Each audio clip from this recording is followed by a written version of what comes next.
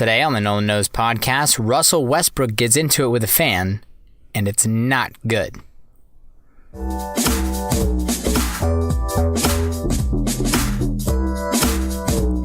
Welcome everybody to the program, No One Knows podcast. It is Tuesday, March 12th, and once again we are talking about the NBA because it is the biggest drama fest in all of sports. I said this in the last podcast in regard to LeBron and Kyrie and the issues of social media. Now this has transpired into a very, very vicious dispute from last night's game between the Oklahoma City Thunder and the Utah Jazz inside of Salt Lake City.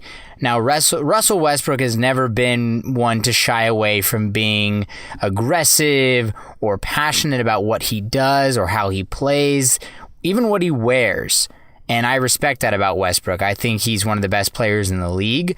I love that he plays with that intensity, like his ass is on fire every single game. I appreciate that, but I think sometimes emotions get the best of Russ, and it very much showed last night.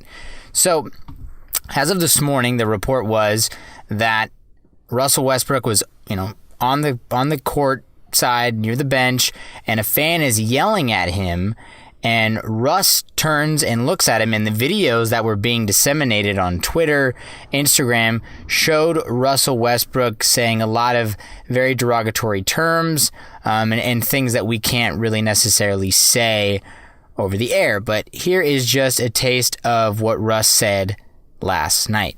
I promise you, I'm playing. I swear to God. You and your wife.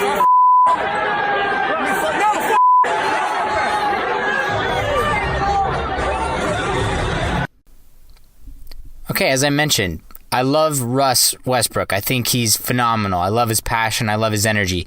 You cannot do that. I don't care what the person in the stands is saying. You cannot say those things to a fan, especially to a fan and his wife, claiming to beat both of you up and then say it in that way. So before I made any judgments on this, like we've mentioned before in these podcasts, it's best to wait until all the information is out there. So clearly all the blame can't be on Westbrook. Although I do find it insecure at my initial thought, I needed to know more about why he was responding that way. So here is Russ giving his side of the story about what happened with the Utah Jazz fan, and he basically describes why their whole heated exchange started. So here is Russ explaining it to the media. How it started was a young man and his wife in the stands told me to get down on my knees like he used to. And for me, that's just completely disrespectful to me. I think it's racial. I think it's just inappropriate in the sense of there's no protection for the players. I think there are a lot of great fans around the world that like to come to the game and enjoy the game. And there are people that come to the game and to say mean, disrespectful thing about me, my family. For many years, man, I've done all the right things. So if what Russ is saying is true, then I do understand why he would get upset. So you've got to hear the other side of the story. So from Russ's side, the Utah Jazz fan and his wife were telling him to get on his knees like he's used to, and they've been calling him out all game, trying to get a reaction out of him. And Russ has had problems inside of Utah before, so I think a lot of fans are feeding off that.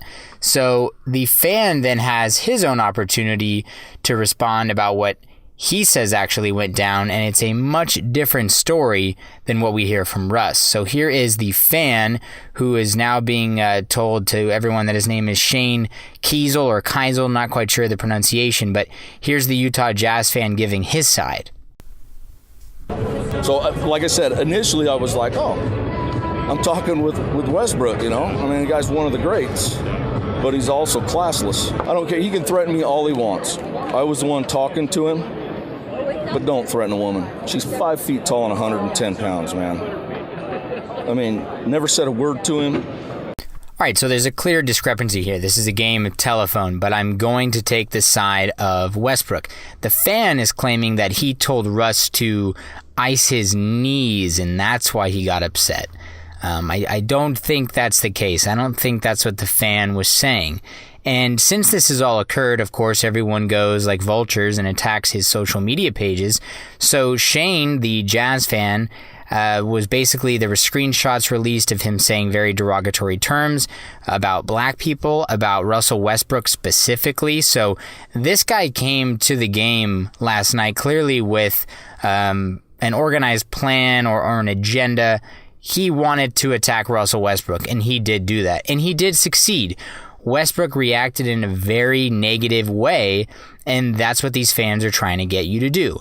Now, do I think there's a right or wrong person in this? No, they're both wrong. You cannot allow this. I don't care what any fan says to you, whether they be on the opposing side or not. You cannot react in this way.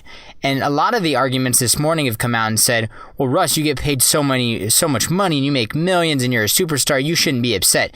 That doesn't mean you don't have a right to be upset. Just because you make millions of dollars doesn't remove you from any sort of emotions or feeling a certain type of way. You're totally allowed to be upset about these things. And I think it's important for Russ to express why he reacted the way he did. But you can't have this. If I'm the commissioner, if I'm Adam Silver, I can't have one of my superstar players yelling at fans and telling them he's going to F them up. And you especially cannot do that towards a woman. For a league that considers themselves to be so progressive and forward-thinking, you cannot have that. But on the other side, this fan is being a complete ass and came there with an agenda, with an idea in mind to personally attack Russell Westbrook. So since this has all occurred, and once all the information has been gathered, we now realize that the fan is actually going to receive a lifetime ban, permanent ban. So the Utah Jazz announced, this is from USA Today, announced a permanent ban for the person responsible for directing vulgar and inappropriate language at Oklahoma City Thunder star Russell Westbrook during Monday night's game at Utah's Vivint Smart Home Arena. The ban is for all area events and is based on the excessive and derogatory verbal abuse directed at a player during the game that actually violates the NBA Code of Conduct. So the incident has led Westbrook to continue to respond, and he's given his side of the story. But I can't have this on either side. You cannot have it. Russell Westbrook needs to understand that even though this person is being so negative towards you and is attacking your character, you should have enough, security, and you should have enough of a moral and knowing the temperature of the room, knowing the optics of this situation, to realize that there is such a big microscope on you at all times. You can't do this. You just can't. And I understand people say negative things, and that just because you make a lot of money doesn't mean you don't have a right to be upset. But this is ridiculous. I mean, have some more security with yourself. Seriously.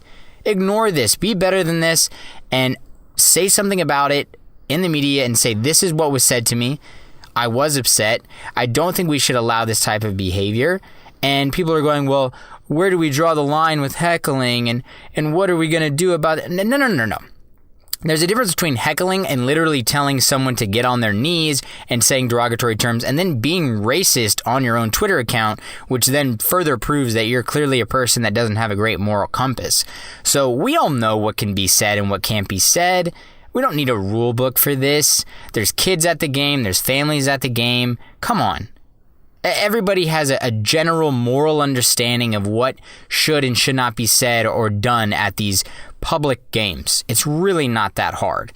Any normal functioning person can understand this. But at the same time, it doesn't make it okay for Russ to respond the way in which he did. I'm not upset at him for being as upset as he was, but I am disappointed in his overall reaction, because in moments like that, you have to be the bigger and better person and rise above the negativity of the other person and make them look stupid and ignorant for what they're doing, because that's how you really win in the end. Not by responding with the same sense of attitude, but by responding from a higher standpoint and saying to that person, look, you're low. I'm not going to get that low, so I'm going to rise rise above you, and with my power and my influence, I'm going to make you look like an idiot to everybody else. So this is a problem that the NBA has, and I think, as we mentioned previously, social media has played a lot into this, and we are so close with these players because it is a star-driven league. Fans are on top of these guys. They have brought you right into their wheelhouse. And if you go to a football game, you're pretty far removed. If you go to a hockey game, there's the glass between you and the players. And these sports, the guys are wearing helmets. They're farther away from you. Baseball, things are more removed. The NBA has brought in people so close to the action, has brought these stars to life. They're so personalized that we want to reach out and grab them, literally, physically. And now we're also trying to get into their minds and their psyche by attacking them in this way. So I think it's a terrible situation on both sides. I don't think either person is right, but I am glad this person is receiving a permanent ban from all of the arena's events, because we don't need disgusting people like that being involved with sports. It's supposed to be a time for families, friends, relatives to go and have a good time. The Utah Jazz are really the only game in town outside of college, so it's unfortunate and it's a bad look for Utah Jazz fans, but I hope that this causes the league to really look in the mirror and say, okay, how are we going to address this situation so this doesn't happen again? Because it can't. Thanks for listening to the Nolan Knows podcast. If you like what you hear, please like, share, and subscribe if you want to hear more.